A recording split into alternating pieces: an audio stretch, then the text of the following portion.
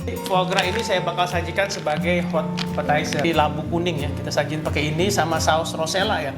Dia tuh kering. Kita beli online aja, saya beli kering. Ini wangi banget sih, kayak teh ya. Jadi ntar kita masak sausnya pakai ini ya.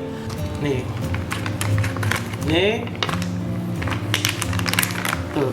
Hati yang saya mas segini, ini setengah kilo ya teman-teman ya. Kalau misalnya di restoran Prancis ini pasti salah satu menu yang pasti ada nih. Nih. Ini kan dia mentah tuh. Di dalamnya itu ada urat-uratnya, urat nadinya itu mesti kita ambil. Biasanya saya ngambilnya pakai garpu.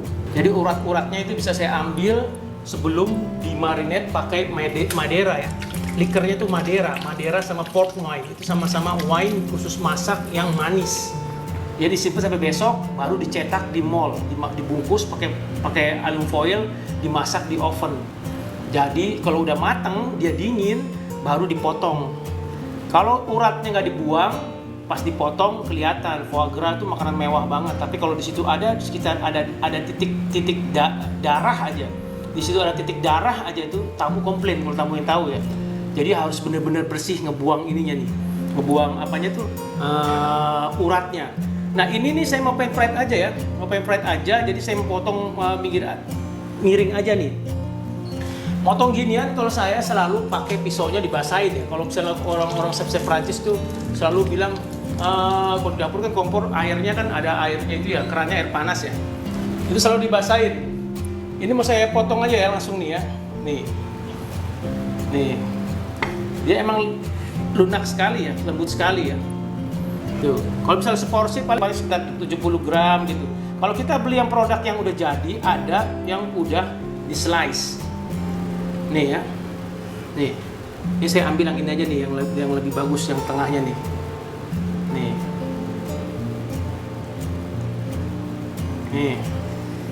ini saya ambil yang ini aja nih. Ini masak ini nggak pernah namanya pakai minyak, butter, oil, nggak pernah. Soalnya dia itu mengandung banyak sekali lemak. Tapi entah kenapa kan, makanan ini justru yang dianggap paling mewahnya di restoran di dunia ya. Di restoran fine dining dianggapnya ini menu paling mewahnya gitu. Ini saya mau taruh kulkas dulu ya. Ini udah di slice gini, udah nggak perlu namanya di marinate segala macam, nggak ada hati yang sah tuh. Ini mah dadakan aja. Nanti sebelum kita masak saya kasih garam merica gitu, langsung di pan fried aja.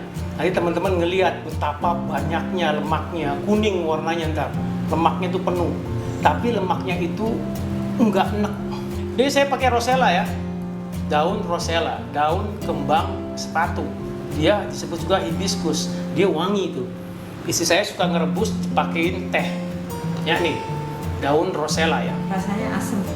Rasanya tuh asem-asem gitu tuh, wangi asem-asem kalau dibikin teh. Ini saya masukin aja nih. Nih, saya masukin air aja ya. Ini bakal jadi sausnya ya. Ini saya tadain aja air. Ya kira-kira aja, nanti dia tuh larut. Dia kurang lebih sih 15-20 menit lah. Itu rosella itu bunga atau bukan daun? Iya, bukan daun, bunga. Aduh, punten saya salah. Bunga. Cuma sepatu tuh yang merah tuh sama zaman saya dulu. Ngebolang sih banyak pohon ginian. Cuman dulu nggak tahu bisa diginiin ya. Jadi apinya kecil aja.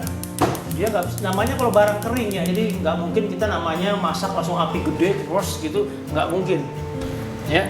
Jadi kita bikin pakai api kecil aja sampai semuanya larut. Nanti ini airnya warnanya bakal merah.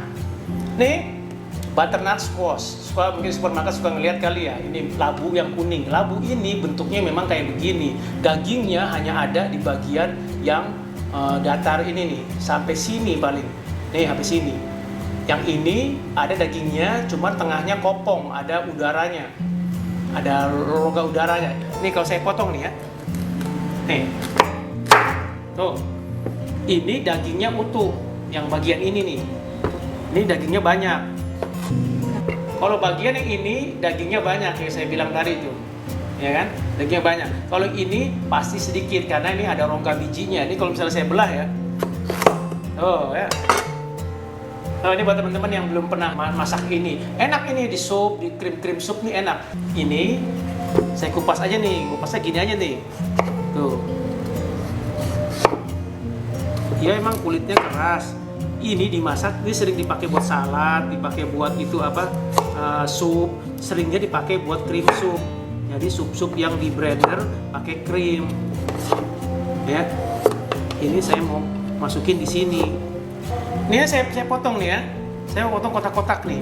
Jadi dia nanti jadi itunya apa, alasnya foie gras itu. Ya, kalau di sana kan namanya bikin ginian, kita harus bikin berusaha yang sekotak mungkin ya. Nih ya. Kalau di sana tuh udah di itu ya, semua harus kalau motong tuh harus bener-bener gitu seragam gitu. Nih, ya,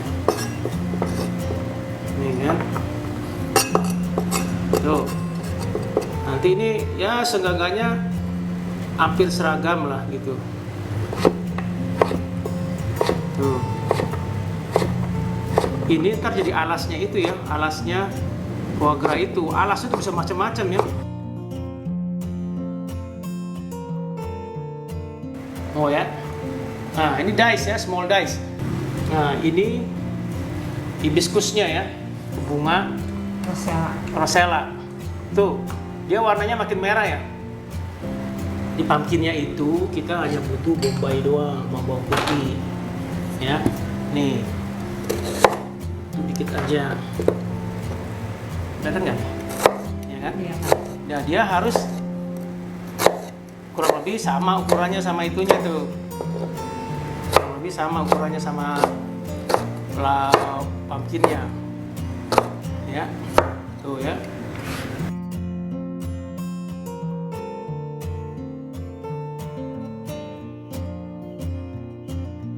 Ini salah satu menu Prancis yang ngentelinnya pakai maizena. Jadi ada yang pakai, ternyata tuh sebenarnya ada menu Eropa Prancis yang ngentelinnya pakai maizena. Nggak pakai butter, soalnya pakai butter atau nggak roux itu nanti sausnya jadi warnanya putih. Sedangkan di sini resepnya kita butuh sausnya bening. Sausnya bening begini, transparan di piring, hanya bisa dapat kalau pengentalnya pakai maizena, nggak mungkin pakai roux, ya. Kan makanan Eropa harusnya pakai roux kan, cuman pengecualian di sini ya. Pengecualian harus pakai ini, pakai pengentalnya pakai maizena. Udah kayak makanan Asia aja. Olive oil dikit aja nih ya. Terusnya, nih selalu kan, bawang bombay selalu duluan kan, selalu duluan. Nah, apinya kecil ya. Bawang bombay selalu duluan karena dia lebih banyak ngandung air, makanya kita masak duluan. Nih ya.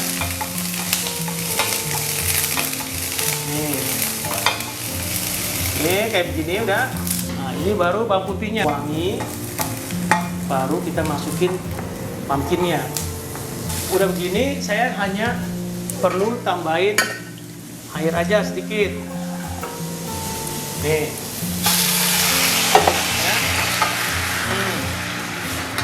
Dia hanya buat matengin aja, udah mateng. Jadi dia ntar jadinya mateng, cuman nggak berair gitu.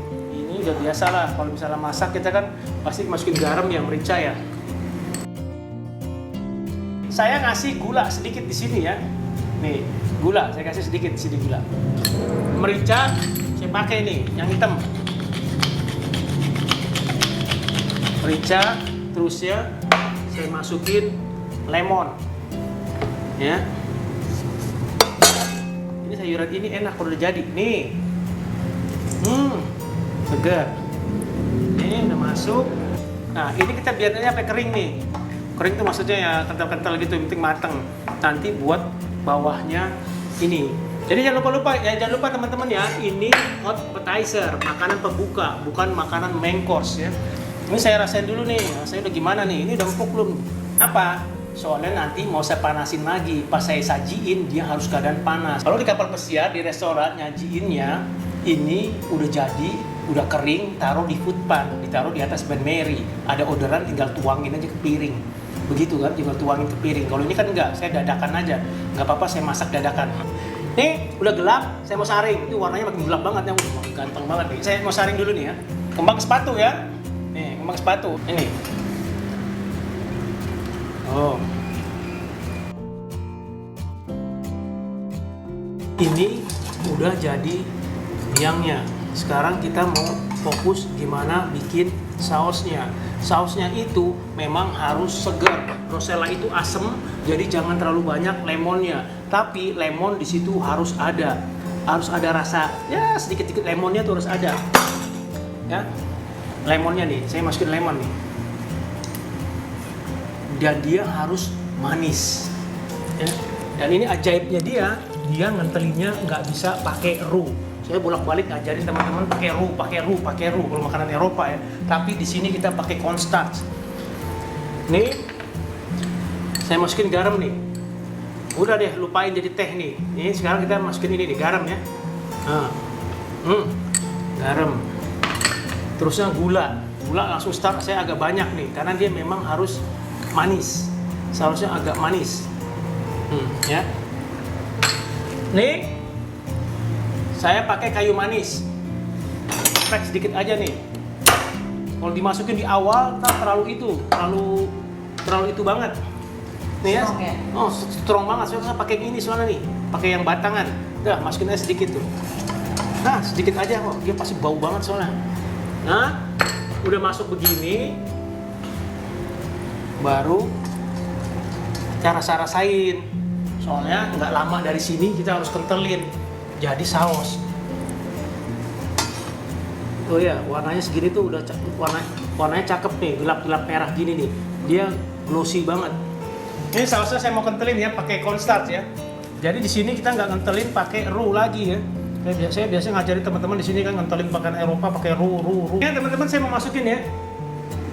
Nih, dia butuh sedikit-sedikit aja ya. Soalnya harus dites terus di piring. Ntar saya kasih tahu kalau di sana tuh kayak begini nih. Orang-orang yang incat di sini dia bikinnya begini. Nggak boleh terlalu kental. Kalau untuk kental dia harus encerin. Nah kalau ngencerin rasanya berubah. Jadi dia harus pas dulu nih. Makanya saya dikit-dikit masukinnya tuh. Apinya kecil biar dia nggak lari di piring. Kalau pakai roux dia nggak bisa. Soalnya sausnya nggak bisa glossy, bening. Kita ngejar dia bening masalahnya. Nih. Nah ini udah mulai kental nih. Ini kayak mulai kental. Nih, saya mau coba dulu ya, coba jajal ginian emang harus dijajal terus. Tapi kalau kekentalan jadi kayak lem, jelek ntar di piringnya juga. Nih, kayaknya nih saya coba nih.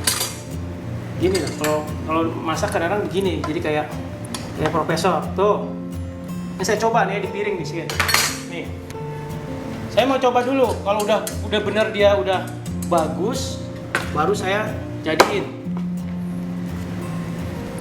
Nih, kalau di sana tuh begini ya, kalau kita sep tuh ngejajal tuh di piring tuh, dia lari nggak di piring gitu.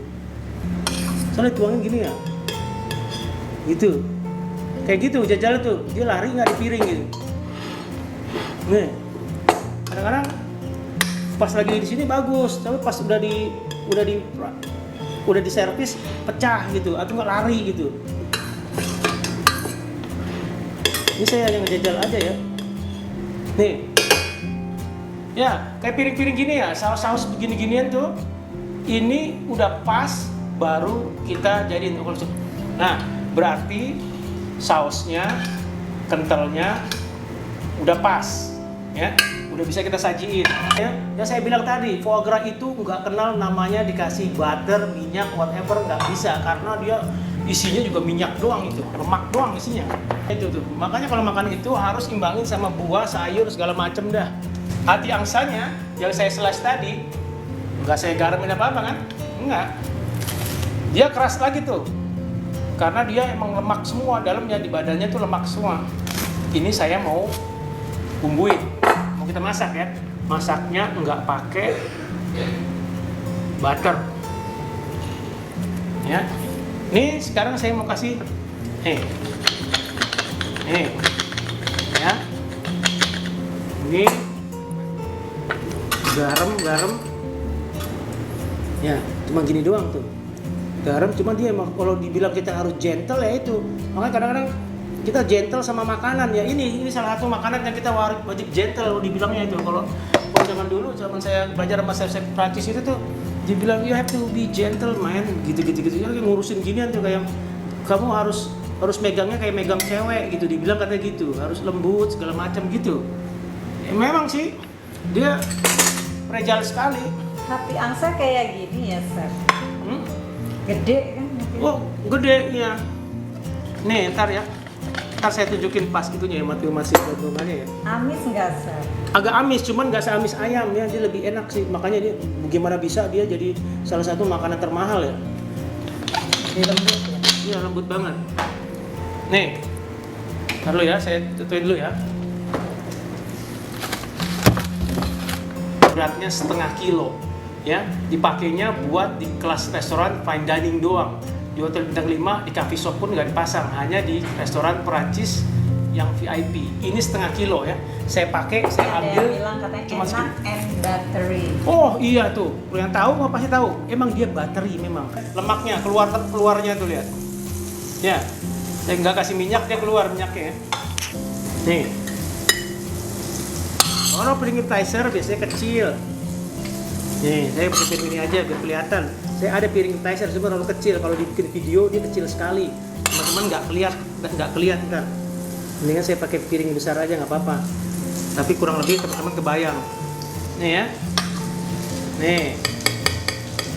Tuh. Ya. Saya kasih nih. Satu. Masih ini nggak? Nih. Enggak, udah. 2.